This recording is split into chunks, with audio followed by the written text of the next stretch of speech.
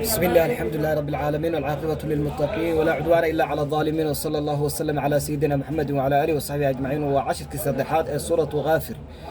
الله وحوله سبحانه وتعالى حنكب الله بين آيات تطبيع تبنات اليوم ما أنت أيا تجزى لغا أبا المرين يا كل نفس نفكستا بما شيء كسبت أي شقيستي ولغا أبا المرين أو ولغو أبا المرين لا ظلم وحس ظلمين اليوم ما أنت ما أهان عدس ظلمين كرتا ما جرتو إن الله إلهي سريع الحساب حسابتي سميد أي دقدق بلانتها هايوية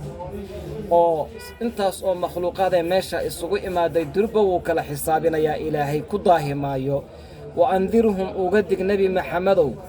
gaalada yawmal azifati midii dhaweyd ee gilgilanaysay ee ruuxanaysay maalinkeeda uga dig idu waqti u dig ama idu waqti ayay dhowdahay alquluub qalbiyadii ladal xanaajiri hunguriga iyo dhuunta agteeda ay ku sugan yihiin kaadimiina xaal ay yihiin kuwa cabursan ciil daraaddeed maa lidaalimiina kuwa daalimiinta uma sugnaanin min xamiimin mid u dhow oo qariib ah walaa shafiicin iyo mid u ergeeya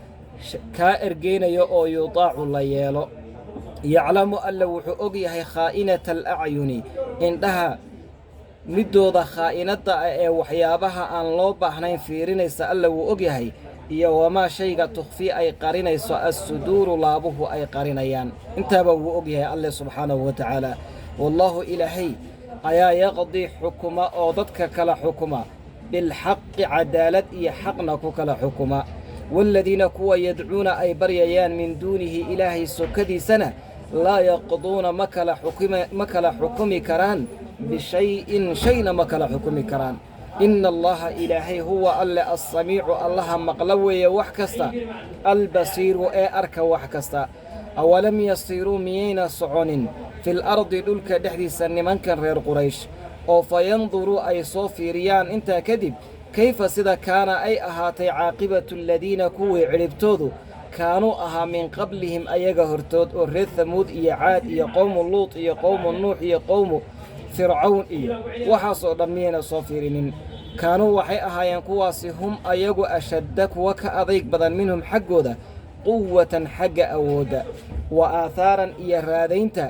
رادينتا لراديو في الأرض دولك دحديسا فأخذهم وحاقبتي أيغا الله إلهي أيا قبتي بذنوبهم بسبب ذنوبهم دنبيضو ذا سببتو ذا أيونكو قبتي وما كان وما أهن لهم أيغا من الله إلهي حقيسا من واق متك إلالية أو عقابة إلهي كهر استاغا ذلك أرنكاسنا بأنهم بسبب أنهم سببتيسوا حوية أنهم أيغو كانت إني أهيد تأتيهم مذ أتماد رسولهم رسوشودو بالبينات حجوي عدل أولى ماذا فكفروا ويكقالوا بين فأخذهم وحقوق أيغا الله إلهي أيا قبطي فأخذهم وحاقبتي الله إلهي أيا قبطي محايا إنه ألا قوي متكي أود بدنوية تاك بدن شديد العقاب عقابتي سنة درانتهي ولقد أرسلنا حقيقة وحاودرنا موسى نبي الله موسى أن لدري بآياتنا آياتها نجي آيان لدري وسلطان إيا حجوم مبين أو عد أشبا كمدا هيد إيا سقالك آيادود إلى فرعون حقيسا أيان أضرني وهامان إيا هامان حقيسا وقارون إيا قارون حقيسا فقالوا وحي كل حنسد حدودبا هو نبي الله موسى ساحر ويه ساحر كاسو كذاب بين بدناء أو بين شيغيا فلما قرتي جاءهم أوليمد بالحق حقي من عندنا أكتنظ حالو كأهذا حقاسي قالوا وحيدين اقتلوا دلا أبناء الذين كوي ويلشوذا آمنوا الرمي حقا معه النبي الله موسى لجران كيسا واستحيوا دايا نساءهم ضمر كودنا دايا أو هدلنا أريتانا والله بتشر بسميينو مركو النبي الله موسى دلانيي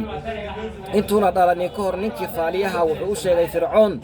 إنو دلان دونا رير بني إسرائيل ويل كميدا وملكي كلا وريقي دونا إيا بقرطو يدا كدبنا وحو أمر كبحية قف كستو ويلا وقلنا شرير بني إسرائيل إلا دلو nebi muuse markuu dhashana ilaahay wuxuu ku badbaadiyey in la yidhaahdo hooyadii loo waxyoodo qalbiga loogu afuufo inay ku rido sanduuqaana kusii dhex tuurto badda kusii dhex tuurto badduna ay ku tuurto dhulka saaxilka iyo dhulka xeebta ay ku tuurto kadibna ay dadku sidaa ku soo helaan oo lagu koriyo bal cadowgiisu ay koriyaan ilaahay uu ku sheegay qur-aankiisa markaasay ahaydoo wiilashaa la laynayey sababtaasaana loo laynayey gabdhahana waa la daynayoo way addoonsan jireen oo way iska guursan jireen oo way ku shaqaysan jireen gabdhaha dagaalna waxba kama qabanayaan gabdhuhu marka labaadna waxay ahayd markii nebi muuse nebi noqday ee uu arkay xaaladiisu fircoon inay xun tahay ayaa wuxuu amar ku bixiyey qof kastoo nebi muuse rumeeyey in wiilashooda la laayo gabdhahana la daayo si loo addoonsado marka sababtu tan dambe waxay ahayd nebi muuse soo bixitaankiisa taa horena dhalashadiisii oo laga hortagayay ahayd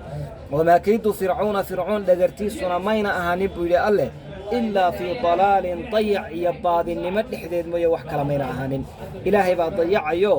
kollaba kuma guulaysanin markii hore wiilasha uu laayana wiilal badan unba nafta ka qaaday ee nebi muuse ilaahay waa badbaadiyey dhalashadiisii markan dambena nebi muuse uu nebiga noqdayna mulkigii nebi muuse ilaahay sugay kiisii fircoonna ilaahay wuxuu ka dhigay dayac iyo wax aan cid hor istaagtaa jirin buu ilaahay ka dhigay wallahu aclam wa axkam